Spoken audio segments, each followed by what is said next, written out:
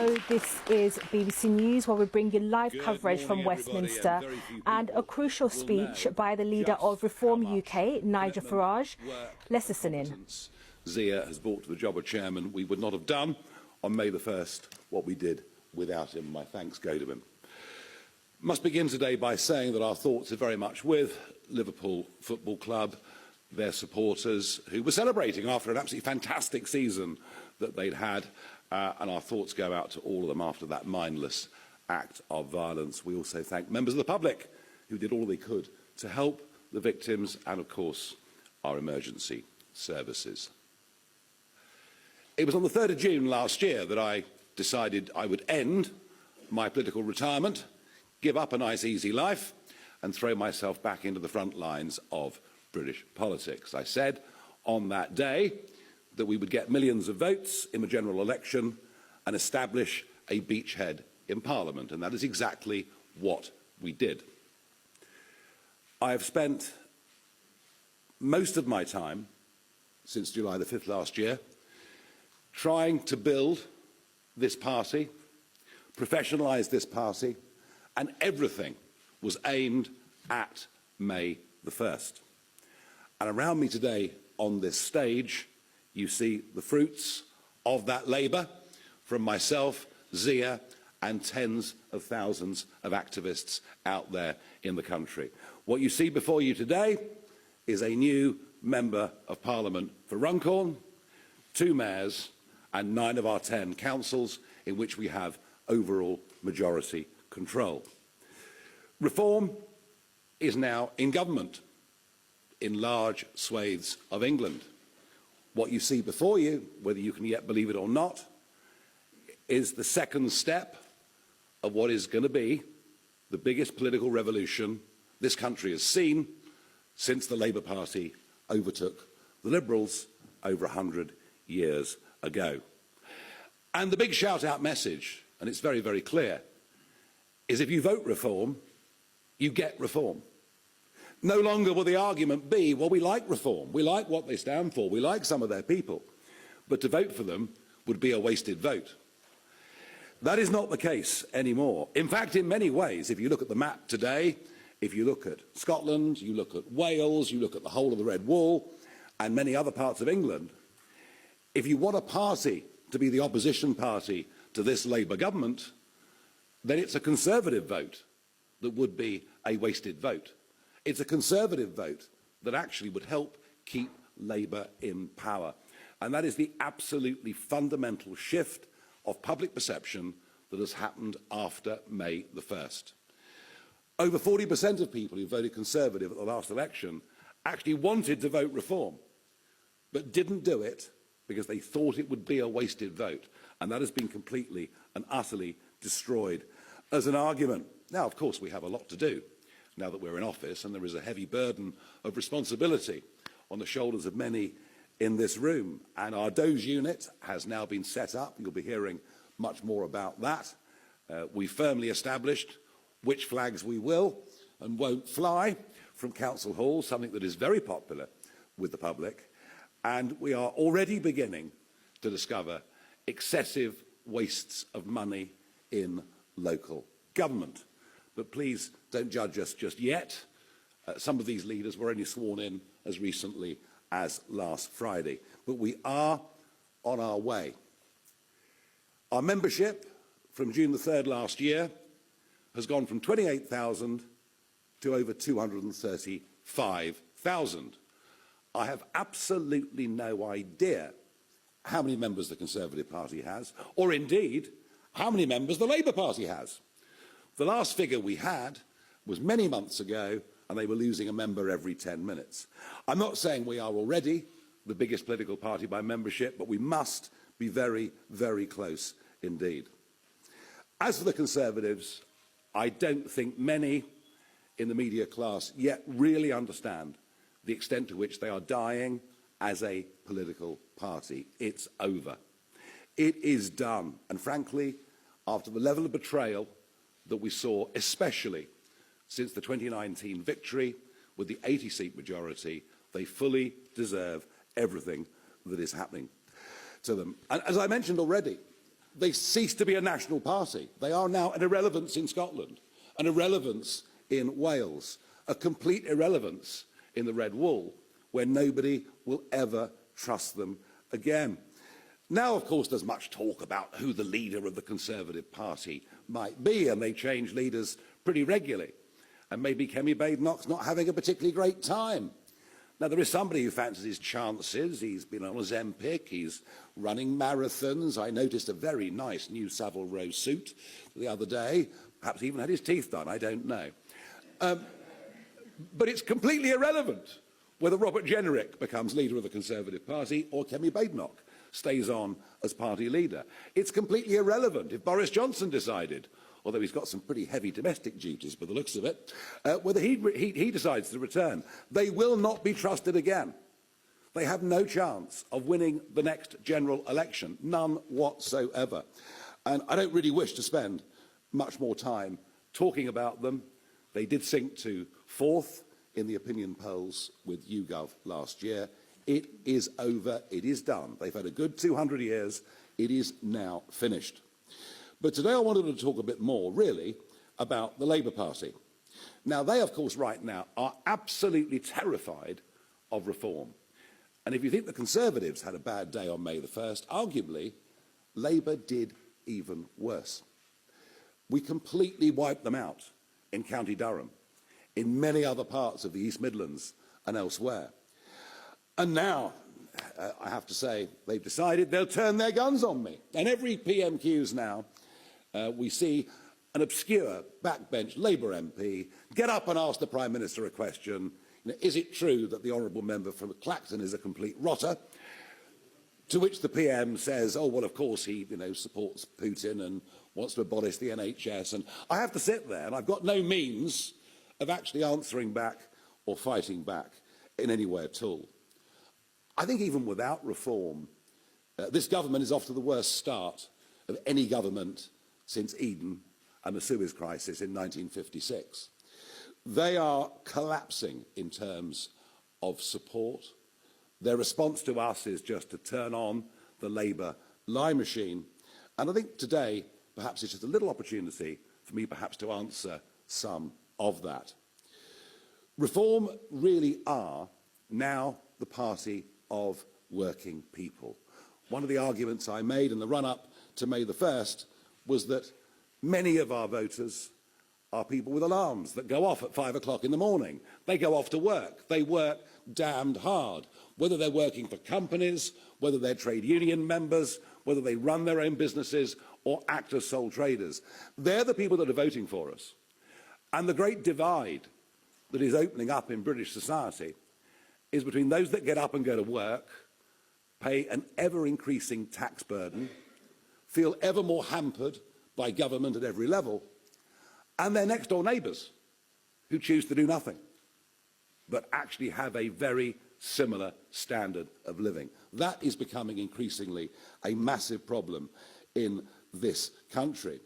But I also think that Labour have a problem with their personalities.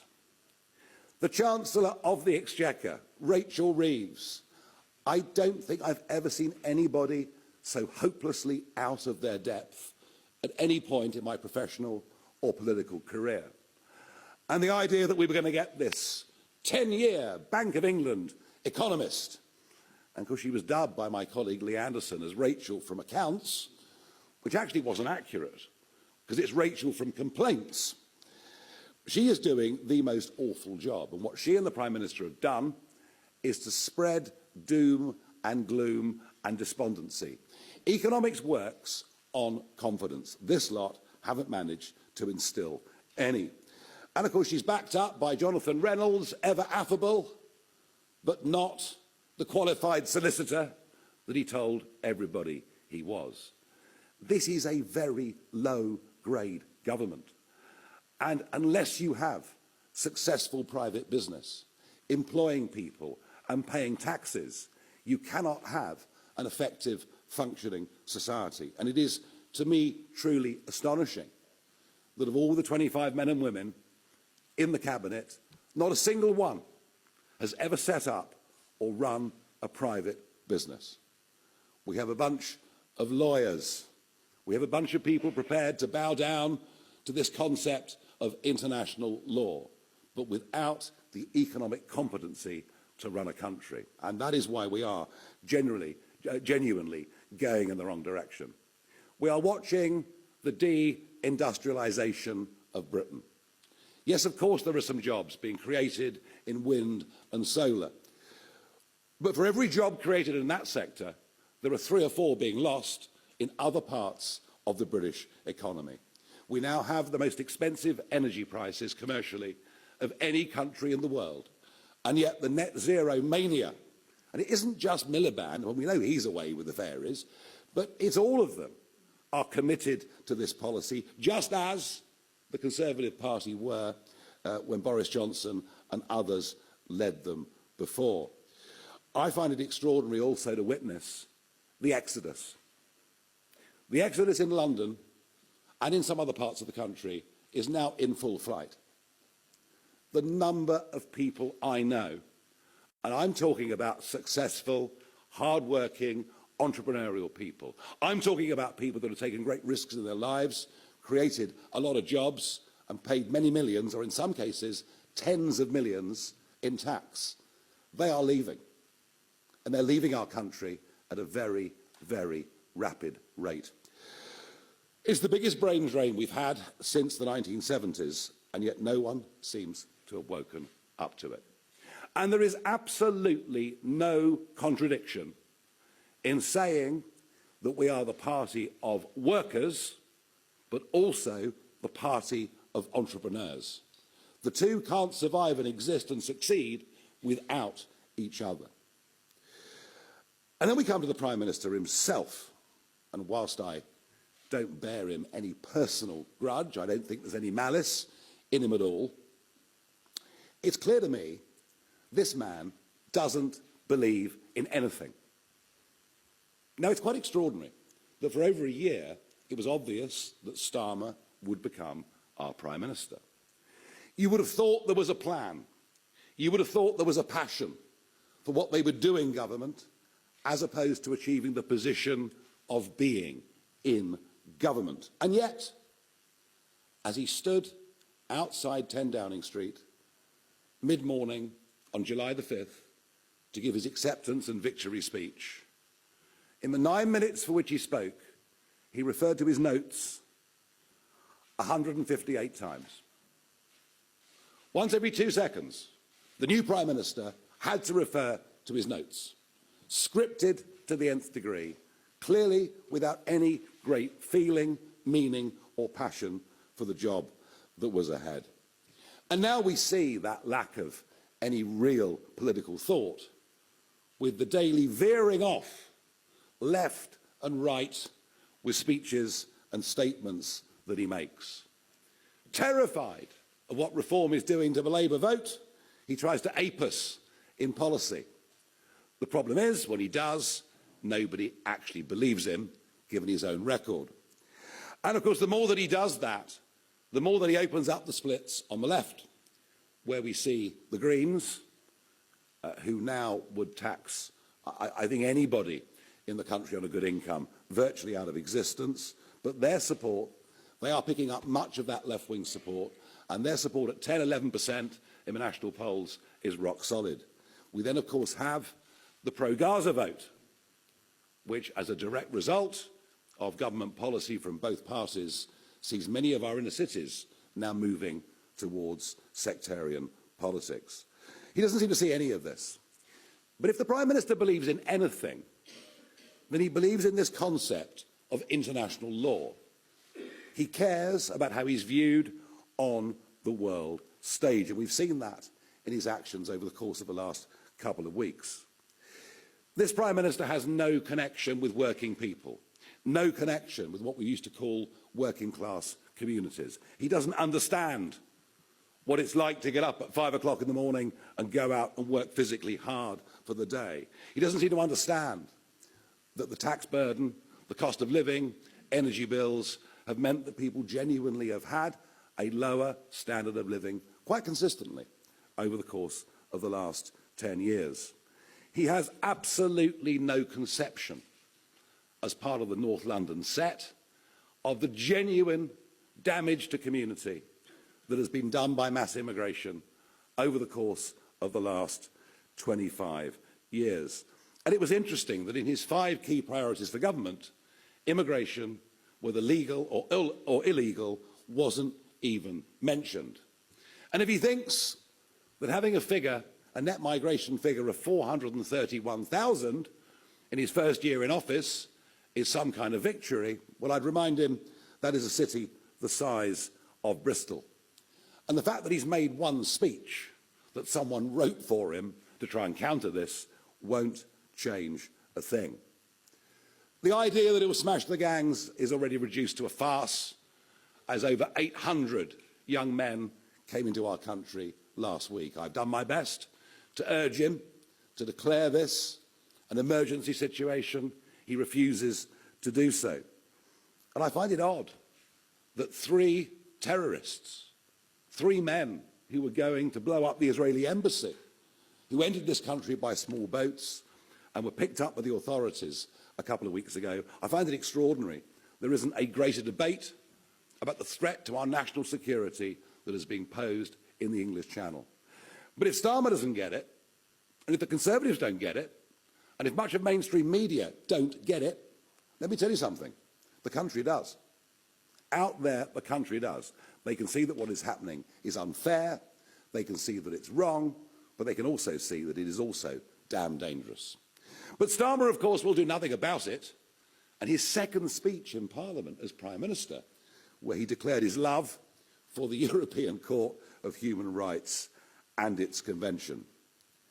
His leadership, frankly, is dismal, it is uninspiring, it is disconnected from real life, it is, in my view, unpatriotic, and now even opinion polling today suggesting that over half the country thinks his leadership, frankly, is pointless. Now, he has challenged me to a head-to-head debate sometime between now and the next general election. The last time this happened to me, it was Nick Clegg, when he was Deputy Prime Minister. So, I mean, I'm very, very happy, Prime Minister, to accept this invitation, but I don't really want to wait for 4 more years.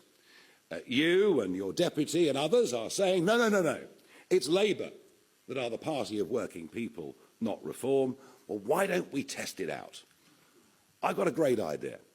Why doesn't the Prime Minister and I go to a working man's club somewhere in the Red Wall, and we'll sit there and we'll let them ask us questions, and you can all come along and cover it live. So that's my open invitation to the Prime Minister. Let's go to one of the former mining communities. Let's go somewhere that Labour have held the seat pretty much consistently since 1918. Let's, whether the Prime Minister will enjoy a few beers with the lads and do the Channel 4 racing that afternoon, I'm not sure, but I'm very, very happy to do so. We built this party around 3 key principles, things that we think need to be fought for and defended, things that we think most people in this country hold the dearest in their hearts. And that is, of course, family, community and country. And that is why we believe lifting the 2-child cap is the right thing to do. Not because we support a benefits culture, but because we believe for lower paid workers, this actually makes having children just a little bit easier for them. It's not a silver bullet. It doesn't solve all of those problems, but it helps them. And some will tell you, well, Nigel, this is not actually a popular policy in the country. But then I've never, ever spent my time being a populist politician. I've nearly always spent my career pushing arguments that were minority opinions and trying to make them into majority opinions. I think we've lost our sense of focus of just how important family is. And I want to emphasise that this is aimed at British families. It's not aimed at those that come into the country and suddenly decide to have a lot of children. And it's the right thing to do. Now, we need to go much further. We need to go much, much further.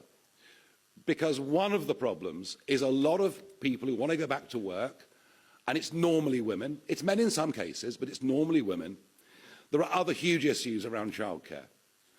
Big questions that have been raised with me. Why in our big workplaces are there not creches when there are in many other continental countries? So we want to go much, much further to encourage people to have children, to make it easier for them to have children. And that is why I also believe that having a transferable tax allowance between married people is the right thing to do. Now, I know many will say, look, marriage is outdated. Most people don't bother to get married anymore.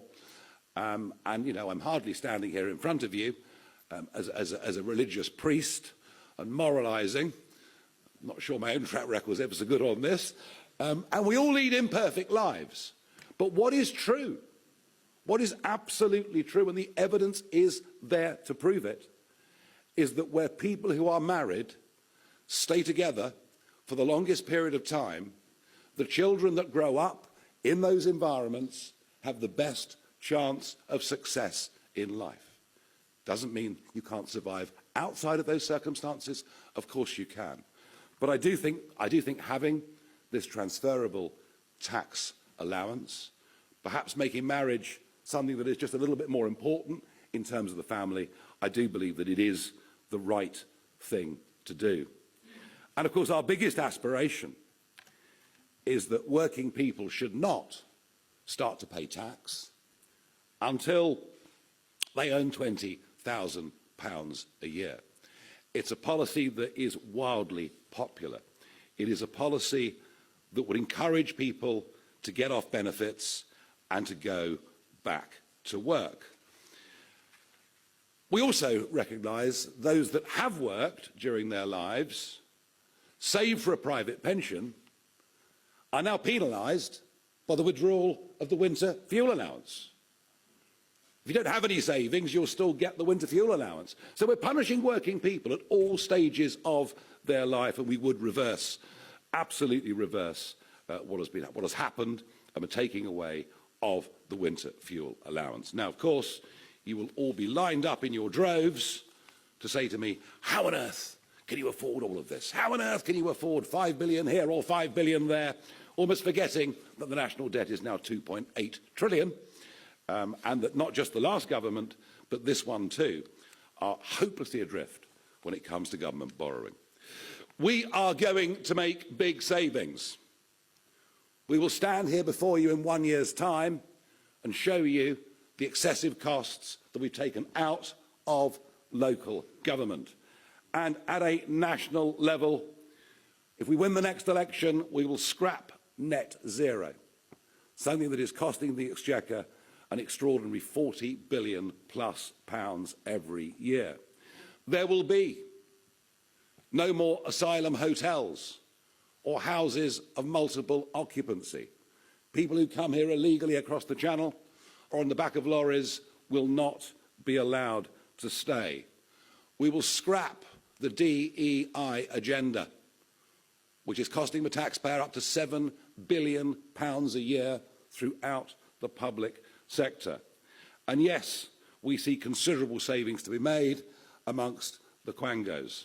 So yes, I do accept that these proposals, especially the one of lifting to £20,000 the level at which people start paying tax, I accept that it's expensive, but I genuinely believe that we can pay for it because we're not ideologically tied to the same ideas upon which we believe the Conservative and Labour governments have gone so wrong over the course of the last few years.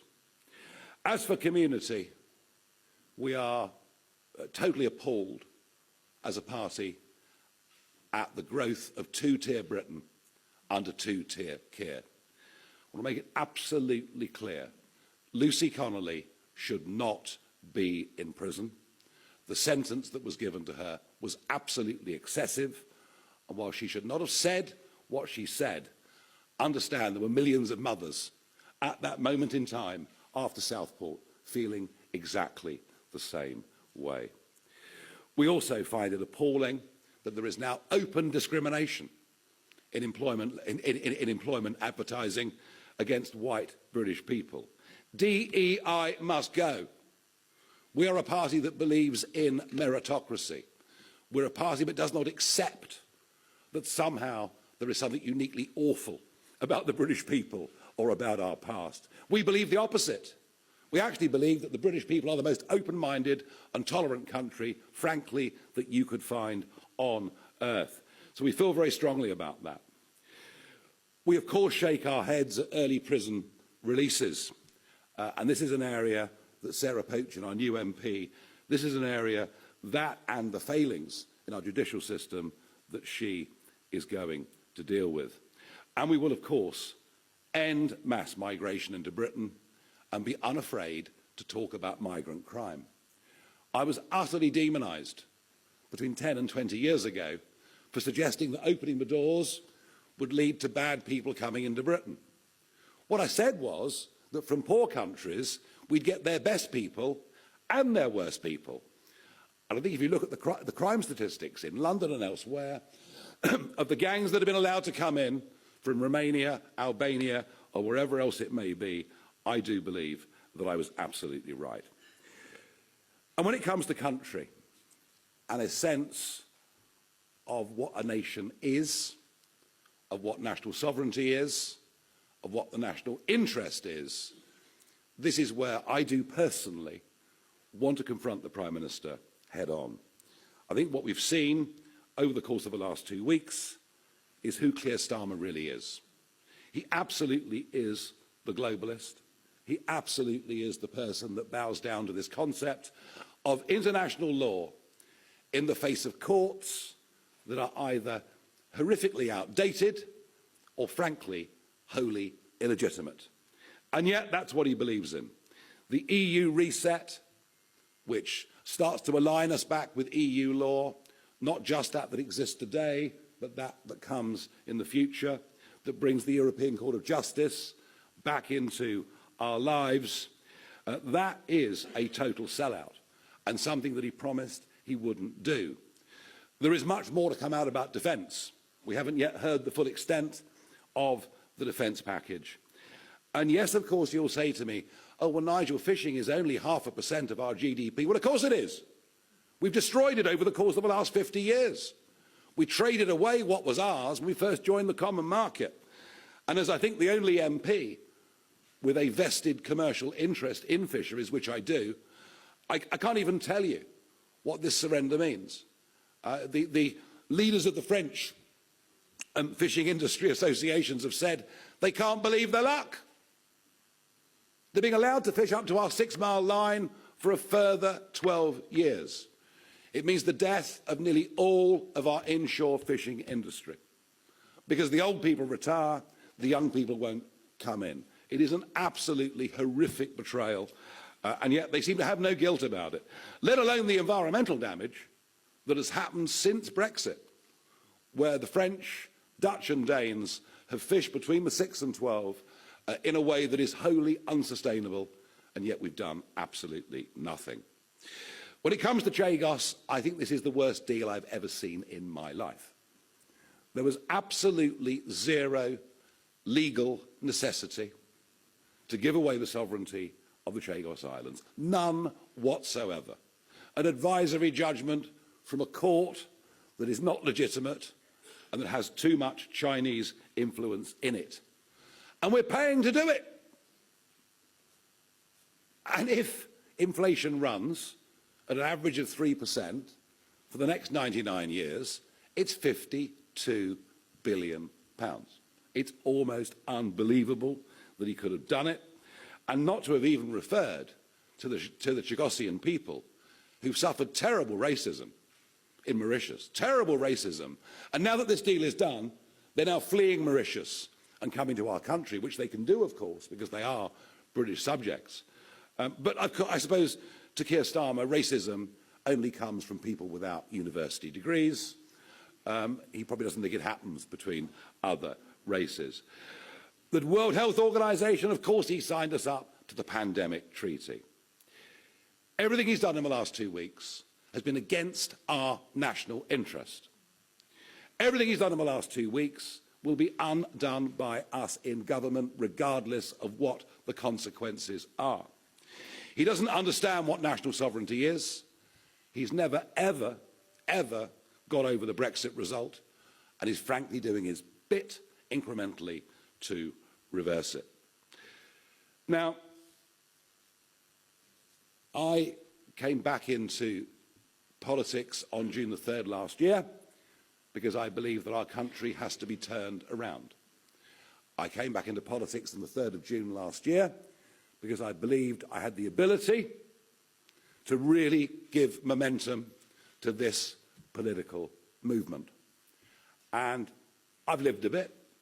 I've had some great successes in life. I've had plenty of failures in life as well. But what I bring to this now is experience. What I bring to this now is passion.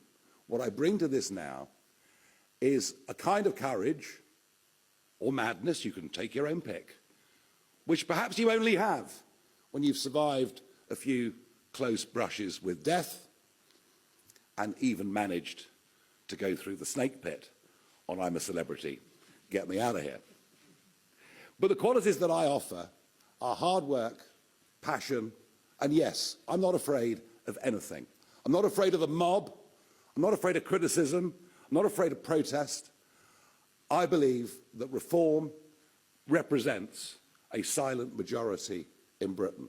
I believe what you're witnessing is the beginning of a genuine political revolution, something quite remarkable that is happening and will continue to happen in British politics.